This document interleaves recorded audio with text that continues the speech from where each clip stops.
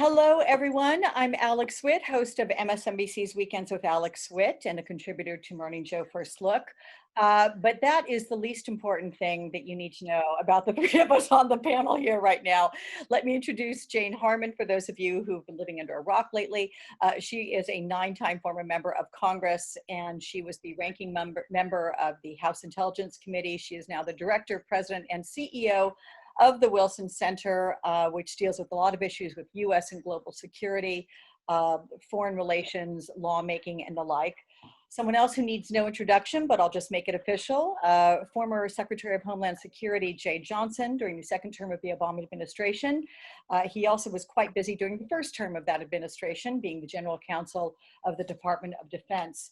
I'm going to affectionately and respectfully refer to these two as the dynamic duo, because I should let you all know that they've worked together quite beautifully in the past, accomplished so many things together. So they are a perfect coupling for the conversation that we want to have right now. And I'm going to go ladies first with you, Representative Harman.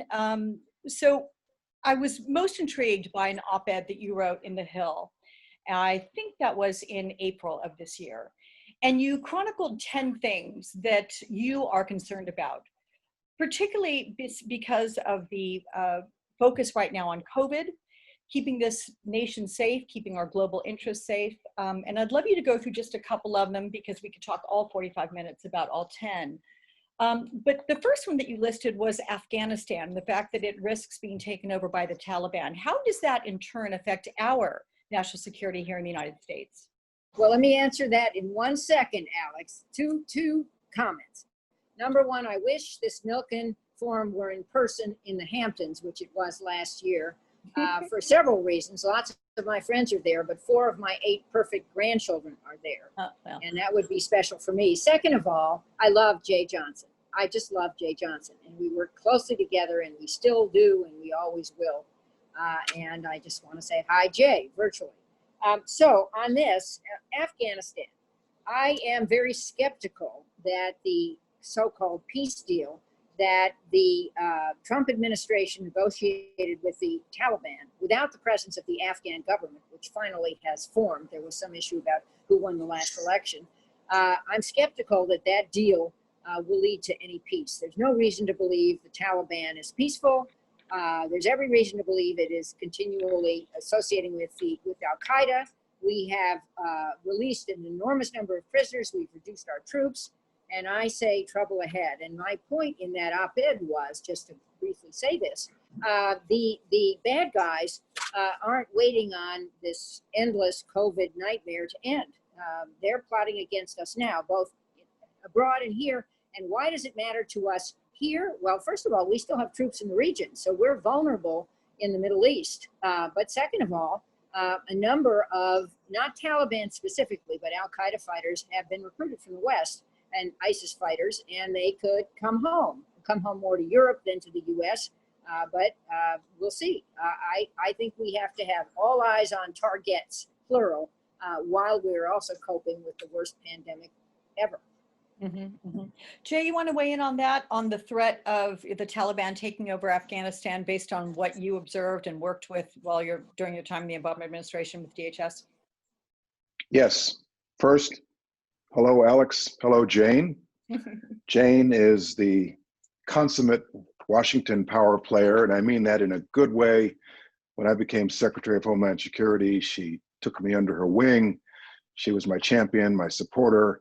Every year when I'd have my State of DHS speech, I would do it at the Wilson Center, and Jane would moderate the session. She's been a great friend and a great champion, and I could not have done it without her. So. Wow. When I was General Counsel of the Department of Defense, the second month I was in office, I traveled to Afghanistan and stayed at Bagram Air Base. And the first night there was a rocket attack on the base. One of the rockets landed about 500 yards from my pillow where my head slept, and it penetrated the roof of the detention facility where the Taliban were actually housed. And the next morning, they were so excited, they couldn't wait to point at the hole in the ceiling that our own rockets had caused. They were so proud of it, even though it had barely missed them and barely missed killing them. And that was how committed the Taliban is. And the Taliban used to say, all during the Obama first term when I was at the Defense Department, you guys may have the watches, but we have the time. And there is no, in my judgment, successful reconciliation or deal that can be had in that country unless there's a brokered arrangement between the Afghan government and the Taliban themselves. The United States has to be less of a player in order for things to endure there. And Jane is right. As long as the Taliban threatens to control the territory and there's a risk of terrorist organizations coming back to establish a caliphate there, that is a direct threat to our homeland. The other thing I'll mention about Afghanistan is the country is mostly ungoverned space. It is mostly tribal. The national government in Afghanistan does not touch most of the territory of that nation. And so it is very tribal. It is frankly very primitive. And there is no amount of policing that a national government in Afghanistan can do to completely control the whole country. Which is a sobering statement right there. It's basically saying, despite the best efforts of both of you and anybody within the United States government, military, and the like, whatever planning you may do, there's always going to be holes. It sounds like you're describing, Mr. Secretary, almost a sieve. Well, for a long time, our strategy, frankly, has been to not lose. And I remember Jim Mattis's confirmation hearing. He said, the strategy for too long has been to not lose. We have to do better. But here we are in June 2020, and that, as far as I can see, is still the strategy, to simply not lose, either by continued presence or accepting some sort of brokered agreement. There are no easy answers when it comes to Afghanistan. In my view, the US mission there has to be to prevent another terrorist organization, Al-Qaeda, the Islamic State, or anybody else from reestablishing a caliphate there. And one way or another, the United States ought to maintain some type of presence in that country to prevent that from happening. Yeah. If I could just add to that, Alex, Sure. you know, we lost a lot of blood and treasure in Afghanistan. We went there with the support of Congress. This was one instance where Congress actually authorized the use of military force. Right after 9/11, I certainly voted for it. Everybody did except for one person. Authorized the use of military force against those who attacked us on 9/11. And at the time, Osama bin Laden was in Afghanistan, or we certainly believed he was, and we almost caught him, but then he escaped. Long story about that. But Jay is right. We still don't understand enough about tribalism. We still don't understand how that country, if you could call it one country, is governed. And they forced the Russians out, to remind us all, in the late 80s. And I worry that the Taliban is going to rejoice when they force the United States out, defeating two major powers. And I think getting a press release before the election just isn't worth it. One last comment. The person negotiating this is really admirable. His name is Zalmay Khalilzad. He's the envoy for the State Department, appointed by Mike Pompeo. He's Afghan-born. He was our ambassador to Afghanistan in the early days. I remember visiting him a number of times there. He's committed to peace, and he's tried his hardest. But I think this whole notion that we could negotiate peace with the Taliban only and leave the government out was flawed from the beginning. Both of you must have been somewhat floored. By the way, Alex, as you can see, Jane and I have no opinions about anything. I know. This is just, we might as well cut it off right now. But both of you must have been somewhat floored when President Trump made that overture to the Taliban and inviting them to Camp David. I mean, yes. Look, but look, to make an argument that conversation, opening lines of communication, is better than not. What's your reaction? Jane, you first. Timing is everything. That invitation was right around or on 9/11. Excuse me? That was, I mean, maybe somebody forgot, but that was just a dreadful idea. In addition to which, we were negotiating without the lawfully elected government of the country. And we fought so hard for a government that we were supporting until we were negotiating with somebody else. It was staggering that we would contemplate that, even though we should talk to even our enemies, but we should do it with a strategy and negotiation up front, not negotiation afterwards. Mhm. This president tends to want to negotiate like a real estate deal. And if you're the head of state, head of government, you have to let others do the groundwork first and do the hard work of getting to a deal. And then you inject yourself as the leader at the very end.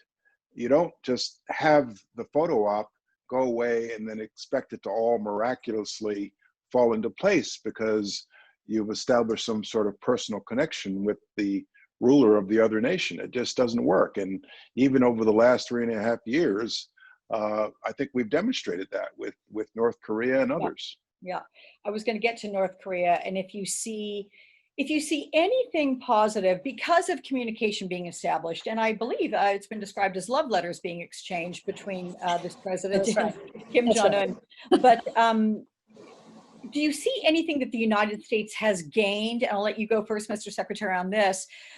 We had 3 summits scheduled, only 2 of which took place. The president, I think, wisely backed out when he realized that there was one summit that wasn't going to go anywhere and that there were too many demands from North Korea for that summit to take place. So that photo op, if you will, wasn't going to happen. But has the United States gotten something out of at least these 2 meetings with Kim Jong-un, all the back and forth through the channels, whether directly or indirectly, or is Kim Jong-un been the beneficiary of this? I think Kim Jong-un has been the beneficiary of this because it has put him on a world stage equivalent with the president of the United States. I don't care how flowery and nice the letters are, leaders like Kim Jong-un will always do what is in their own strategic interest. I suppose there is some benefit to world leaders like this having some level of personal connection. But at the end of the day, they will always do what is in their nation's strategic interest as they perceive it at the time. And what has happened subsequent to the personal meetings demonstrates that a lot more work needs to be done, but this president is too impatient to allow that to happen before he wants to go have the big moment, the big Nixon goes to China moment. Mm-hmm. So, Representative Harman, the fact that we have increased testing, I know that's something of which you wrote about in this Hill op-ed. You're concerned about the increased testing, successfully so, of the short-range ballistic missiles by North Korea. It's not long-range yet. You got to get long-range to get to the United States domestic, but our interests in the region, of course, are at risk. How do you feel? You listed this, I think, was the second top thing of the 10 that you were worried about in the Hill. So, what keeps you up at night when you think about North Korea right now? Well, first, I applauded President Trump for making North Korea his high priority in foreign policy. I think President Obama, his predecessor, didn't make it a high enough priority. So I thought that was great. But I totally agree with Jay. I said it in my last answer too, that the preparation wasn't there for the meeting. And what you need is the leaders to meet after the preparation occurs. A couple of things that have happened that really do keep me up at night related to North Korea. First of all, one of the early things President Trump said is he thought, well, maybe South Korea and Japan should nuclearize. Remember, we have provided basically a nuclear umbrella for that region following World War II. And the notion that there could be an arms race in Asia, in addition to China, India, Pakistan, and North Korea having nukes is totally chilling to me. So there's that. In addition to that, we pulled out of the Iran Accord. And why is that relevant? Well, it sent a message, you'd think, to Kim Jong-un that, gee, if you sign a deal with the United States may still, on nuclear weapons, the United States may still withdraw. And I think that the one highest priority to the Kim regime is regime survival. He's the 3rd generation, and they will do what they must to survive, and keeping nukes is something they're not going to give up unless they absolutely know they're going to survive. And I don't see that they have proof of that. Mm-hmm. Yeah, there were so many points that you made in this, but given the brevity of this conversation, I want to get to the situation with the COVID pandemic and how that really challenges our, well, the health of our nation, of course, that is the obvious, but our national security. And I'll go to you, if I may, first, Mr. Secretary, about that. Is it because there's a manpower deficiency or a reappropriation of manpower to places to fill in for those that are missing? Is it that our eyes are completely on this particular ball right now because it infects potentially, each and every one of us, or affects each and every one of us? I mean, how is this affecting our national security? Are we at greater risk now because of COVID? Well, let's not forget that the big picture here, which is COVID has caused the death of 120,000 Americans, which exceeds the number of deaths from World War I. So that in and of itself is and has been a threat to our national security. Yes, very clearly it is consuming our government. It is consuming my old department, the Department of Homeland Security. I am concerned that both as a matter of funding and time and attention and energy, as we approach yet another Atlantic hurricane season, which is predicted to be worse than the last one, that FEMA is adequately funded, that the Disaster Relief Fund is adequately funded, and that people are paying sufficient attention to the very high likelihood that very soon there's going to be a major natural disaster somewhere in the Southeast, and FEMA is going to have to surge and deploy resources very quickly to support the states as they respond to it at a time, by the way, where there are communities in the Southeast where COVID is spiking. And so we used to say in the Department of Defense, I hope they still say it, that the Department of Defense needs to fight two major wars at once. It needs to have the capability to fight two major conflicts at once. Well, so does DHS. The Department of Homeland Security needs to be in a position to deal with the hurricane season as well as a nationwide lethal virus at once. Congresswoman, if you want to comment on that as well, COVID and the effect on national security. Yeah, it's not just about DHS, though I fully agree that DHS is struggling to handle more than one mission here. Our COVID response was a planning failure. President Bush 43, I believe, thought ahead and had a pretty good strategy, along with a stockpile, for how we would fight a pandemic. And the Obama administration continued it, although I think the funding was not as robust as it should have been. And then we came to this administration, which basically defunded it. And we were left with the empty cupboards. And it's not all their fault. Surely this started in China. We did not get full information from China and so on and so forth. And, the WHO might have done a better job, although I think we should be funding it. At any rate, here we are with playing catch up. And some states which have a resurgence of this virus, in spite of the fact that there sadly is customer fatigue and a lot of people want to go back to the beach, are really up a creek. They have no money. And Congress has done something. This is one case where Congress really was helpful this year, 3 times. It probably needs to act a 4th time. But what I'm saying is, if we had, let's just imagine, hopefully not a major terror attack in this country, let alone other issues, would we have either the will or the resources to fight it effectively? Well, you talk about a major terror attack in this country, and among the things you have opined about was domestic terrorism and the increase of that. The increase of gun sales, I mean, that has gone up exponentially. And if you couple that with just the anxiety of living with COVID right now, people don't have enough money to support themselves necessarily. There's concerns about, food shortages seem to be getting a little bit better in terms of ability to access things, but there's great food insecurity. There's the homelessness. There's all of this. So you add that sort of exasperating quotient to those who just want to go out and buy guns and maybe are not the best at restraining themselves. But how do you even go about trying to suppress that anger, when we don't have any substantive gun control measures being able to be passed. I mean, I thought Sandy Hook would have done it. Nope. I thought Parkland would have done it. Nope. You would have thought the Las Vegas massacre would have done it. Nope. I mean, what is it going to take to get that done? I think you should ask the former member of Congress that question. All right, so. Yes, I will, Congresswoman. Okay, so here's my story. Early in my tenure in Congress in 1994, Dianne Feinstein, now senior senator from California, bravely offered legislation to ban assault weapons for 10 years.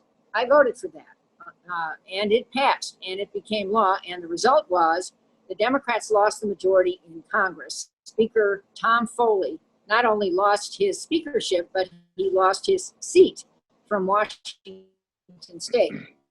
And Congress became very spooked after that. 10 years later, the assault weapons ban expired, and no one has missed this. The NRA, although it's having some management issues, is still a pretty powerful group. We have not done a good job in terms of controlling gun violence. I am not advocating eliminating every gun in America, but certainly eliminating assault weapons and machine rounds of munitions ought to happen. So we haven't done it. And yes, you're right. I mean, there are people showing up at rallies. I'm sure we're going to get to Black Lives Matter, carrying weapons that only belong in police departments and in the Pentagon. Going up the steps of the Michigan State House and really keeping almost hostage members of the Michigan state government in their offices because they're there. I mean, it seems like it's fueled by some militia to some degree. But one last thing on trying to get some laws enacted. I mean, I thought there was a brief shining moment with the Manchin-Toomey, a bipartisan bill in the spring of 2013 after Sandy Hook.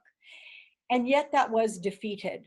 Was there ever, to the best of your knowledge, either of you, the prospect of resurrecting that? Did anybody want to pick up the mantle there and carry it forward? Alex, with all due respect to my hero, Jane Harman, and I wish there were 435 Jane Harmans in the House of Representatives right now. When it comes to Minneapolis, Atlanta, and the endless spate of excessive police force that leads to the death of people, often African Americans, if we are waiting for our national Congress for the solution, we're going to be waiting a very long time. Yeah, that's right. You're right. If Sandy Hook and Parkland could not move our Congress, the murder of kindergarten students in Connecticut could not move our Congress, I don't know what will. I believe that the answer to the issue of excessive unlawful force by police departments across the country has to lie with mayors, city councils, and police chiefs and commissioners who feel the political pressure and will make change at the local level. It's already started, and I believe that's where the answer must lie principally. Yes, federal legislation in certain places is probably a good idea, but our national Congress, as polarized as it is, cannot be the answer to this problem. So let's take this to on the local level and all the cries for defunding the police to try to get rid of the racial injustice that are shown members of the African American community in this country, other minority groups. That predominantly is what we've all been focused on lately in the wake of George Floyd in Minneapolis. So when you look at defunding the police, for example, a lot of people, I think, don't understand what that all means. They think what the president has tried to put that out there to his rallies as if we'd want the police to go away, which could not be further from the truth. It is a matter, to my understanding, of reducing certain money avenues into the police, expanding money for other entities like social workers, mental health workers, those that, I mean, let's give props to the police around this country. They are having to do a number of things that are way beyond just keeping the peace, right? I mean, they get called out to any number of calls that really exceed perhaps what their training is or what they have literally the manpower or breadth to handle successfully. So is defunding the police the proper cry right now? I'll give that to you, Mr. Secretary, since you brought up the local focus here. And do you think it can be successful? In any movement for change, whether it is this one, whether it's immigration reform, whether it is the LGBT movement to repeal Don't Ask, Don't Tell in 2010, 10 years ago, or the civil rights movement in the 50s, 60s, you always have a more conservative establishment element of a movement. You have the moderate element of the movement, and then you have the more, pick the word you want, militant or liberal or aggressive element of a movement. And I've been the object of a lot of this at DHS, immigration reform in particular. You have the crowd that wants to, supposedly abolish ICE outright, which everybody knows you can't do. You have to have secure borders. And then you have the centrists, and then you have the more conservative elements. So defund the police is a rallying cry. Mm-hmm. It's a rallying cry. It gets people's attention. People rally around the sign at marches. But you're exactly right, Alex. It doesn't mean defund public safety. Of course, it doesn't mean defund public safety. It means redirecting funds, support for raw brute strength on the streets for something else that will also have a positive impact on public safety. And you're right that the two-word cry will be exploited by the right, by the law and order extremists on the right. But in any movement like this, you're going to have different messages, different factions, and we have to appreciate it for what it is. Mm-hmm. Your observation, Congressman Harman, of a lot of talk's been around, is this a movement or is it a moment? What do you think it will take to go from having this be a moment into making it an actual successful movement you go ahead. I'm actually encouraged that this is much more than a moment. And I think President Trump misreads this when he thinks that the culture wars and the things the playbook he used in 2016 is going to work now. I don't think so. I think the country has moved. And I just watched the Wilson Center, where we have a very diverse and inclusive workforce. Of course, it could be better, but it's pretty good. I'm the first woman to head the Wilson Center. We have a majority female staff, just saying. And we have a number of people who are Black Americans and from other ethnicities, and we can do better. So I'm watching this. Everyone is clued in. We've set up a diversity and inclusion council and so on and so forth. But the country, just watching this, the police issue is more of a state and local issue, as Jay points out. But there is a responsible bill, by my lights, introduced in the House by Speaker Pelosi and Karen Bass, who is an incredibly fabulous chair of the Congressional Black Caucus. Mm-hmm. And I think that Senator Tim Scott, the only Black Republican senator, is trying to be responsible as well. So just maybe we'll surprise Jay and something will happen in Congress. I'm not saying it'll fix the whole problem, but I think the country has moved and people are paying enormous attention, and we have changed things over time. And wasn't everybody surprised when Justice Neil Gorsuch a few days ago said, right, whoa, guess what? The word equality in the 1964 Voting Rights Act, Civil Rights Act, applies to LGBTQ issues. Yeah, no, absolutely. A couple of Supreme Court rulings in this last week, which didn't sit too well with the Trump administration, but that's for another conversation. Including DACA. Yep, there you go. I wrote an amicus brief in that case. I was an amicus. You were? Well, yes. Mr. Amicus, there you go. There you go. So with on the side of the DACA kids. Well, of course, but with regard to Black Lives Matter, and it's hard for me to get past what we all witnessed on June 1st in Lafayette Square, when the president, we understand, we believe that it was Bill Barr who made the call to implement the military to a degree, non-identifiable local police and military entities to go in there and take a peaceful protest. Yeah, there were a lot of people there, okay, but in order to facilitate the president's photo op over in front of St. John's Episcopal Church, the Church of Presidents, what they did in dispersing that crowd was pretty horrific. That, I think, is not even up for discussion. But what is up for discussion is the use of the military on its own people like that, and the unidentifiable military. And I understand that there was also some sort of a medevac helicopter that came in that was used. And what is the relationship between the DOD and local police, particularly in Washington, D.C., Mr. Secretary? Well, let's unpack that. I always do that. To my knowledge, no active duty military were deployed on the streets of Washington, D.C. On June 1st. You know, he brought them up from North Carolina, but so far as I know, no active duty military were deployed. There is a National Guard in Washington, D.C., and through a complex command and control arrangement, because it is Washington, D.C., it is not a state, the Secretary of the Army has power over the D.C. National Guard, not necessarily the mayor. So what happened in Washington Square?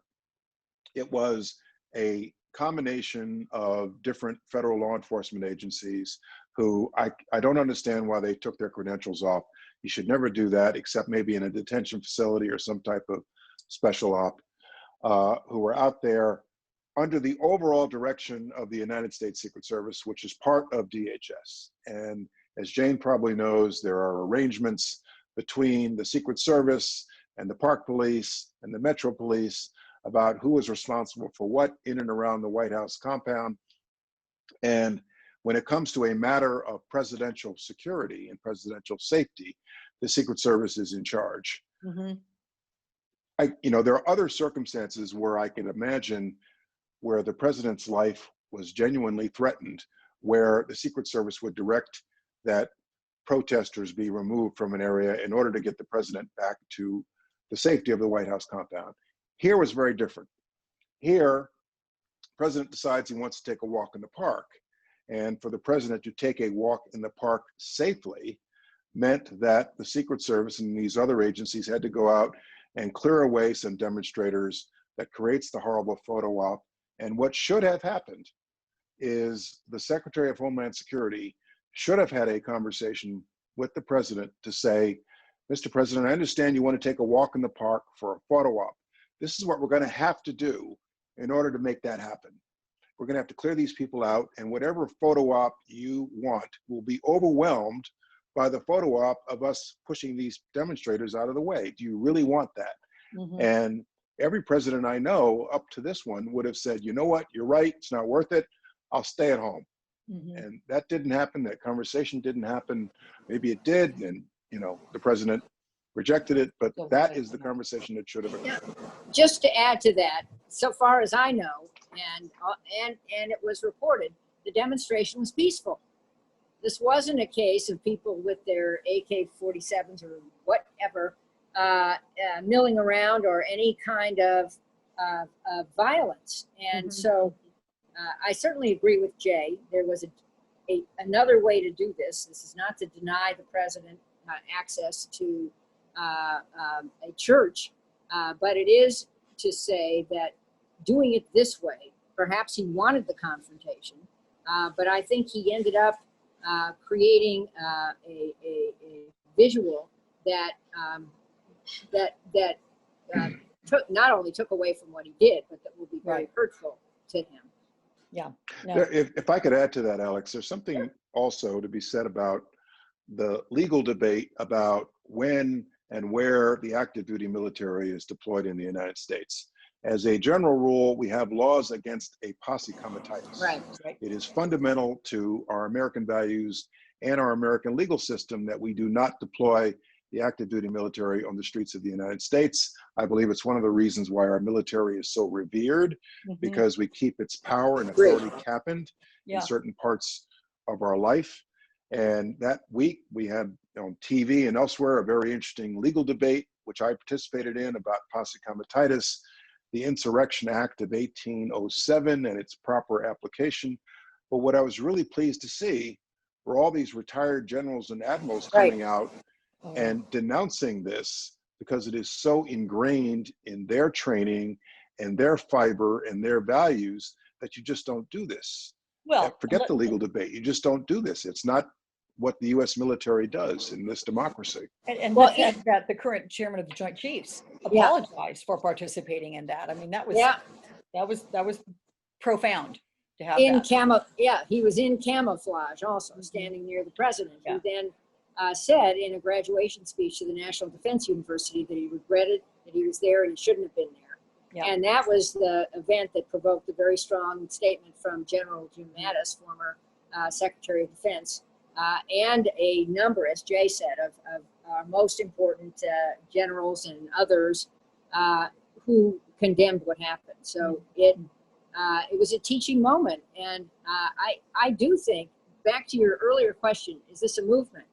I think the country's in this. I think that a lot of people you wouldn't imagine, multiracial, Corporations too. yeah, and the private sector and the media are all in this, and we're all learning too. One of the things we have to do is listen to each other, not just lecture each other. That's something I'm taking away from this. Yeah. There's a point, one more point, Alex, and then I'll stop talking. The photo op, pictures say a million words.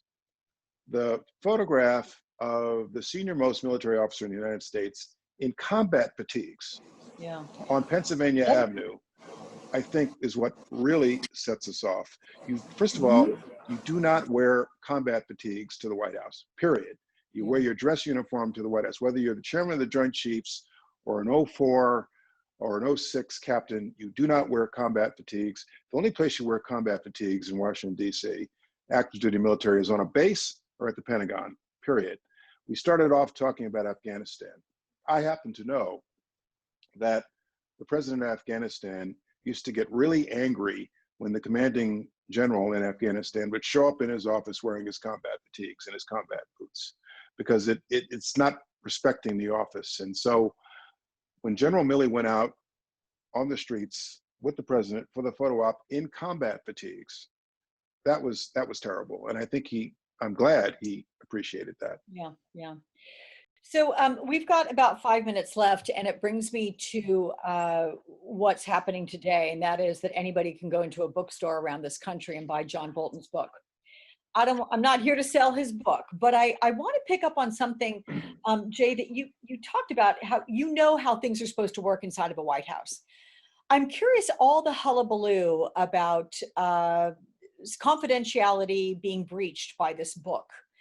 It seems to me that this book must have gone through a vetting process, I would think, which would then make one presume that that which is in the book is true. And look, I don't know if you all watched the ABC interview with Martha Raddatz Sunday night. I did. I was riveted. There was a lot of very disturbing things that came out of it, if they are true.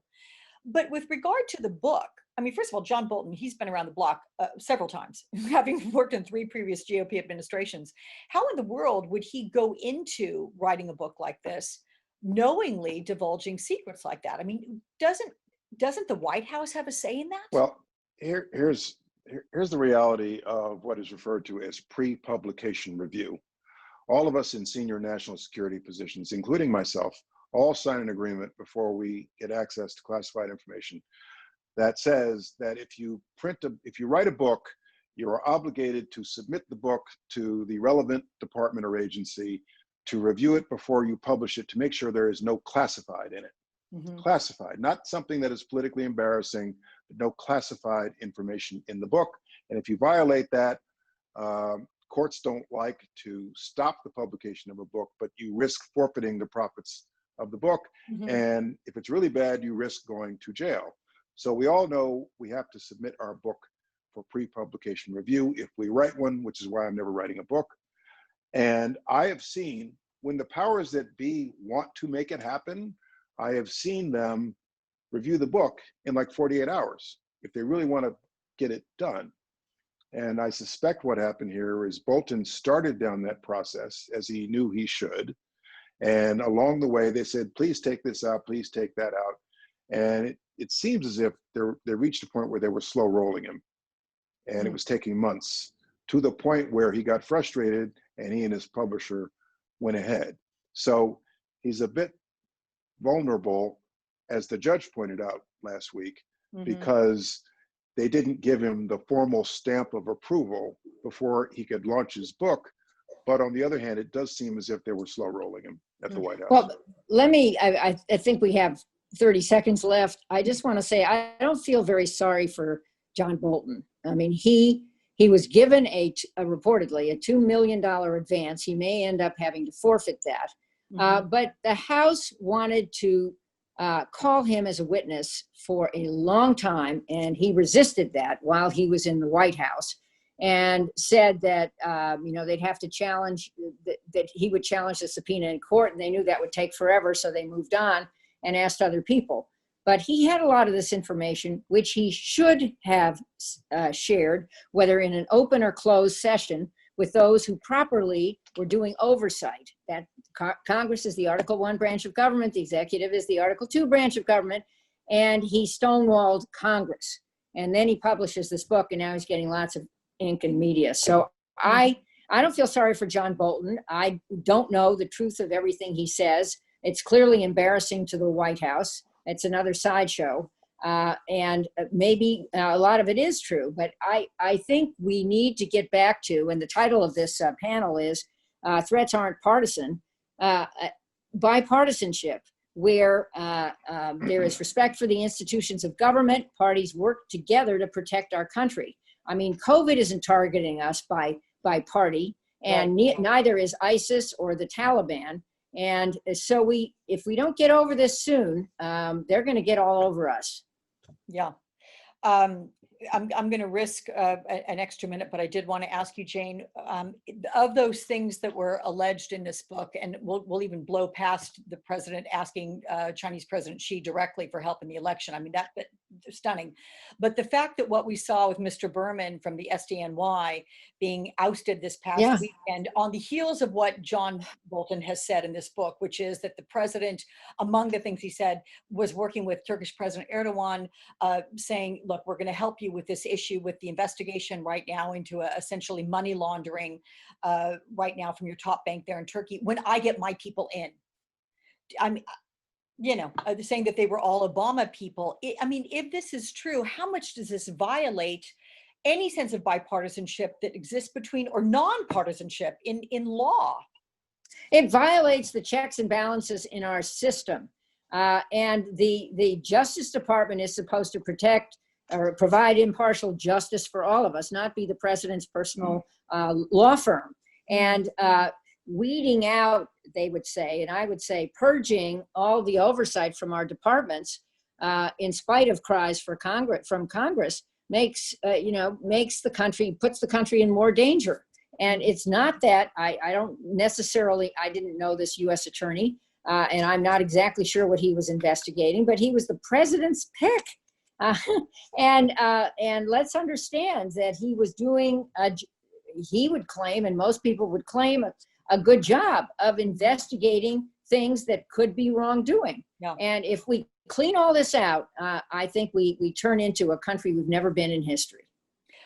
Jay, I'm going to give you the last word very quickly, because we started with Jane and we don't have a commercial break, but I have gotten the wrap up. So 30 years ago, I was an assistant U.S. attorney in that office in the Southern District of New York, hired by, guess who, Rudy Giuliani, working alongside, guess who, Jim Comey, also hired by Rudy Giuliani. So a lot has happened in 30 years. That is for sure. My closing word is, Alex, thank you very, very much for moderating this discussion with Jane Harman and myself. Jane, thank you for being my partner in this discussion. Well, and my closing word is, Jay, let's just keep on keeping on. And there are a lot of people like Mike Chertoff, who was your predecessor as the Secretary of Homeland Security, who's also very interested in the same kinds of things we talked about, from a different party. And I had a close relationship with him too. And to remind us all, the threats aren't partisan. It is so important to start healing the country. Thank you so much to the dynamic duo, Jay Johnson, Jane Harman, and to all of you for joining us on this wonderful series with Milken Institute. Thanks, everybody. Have a good one.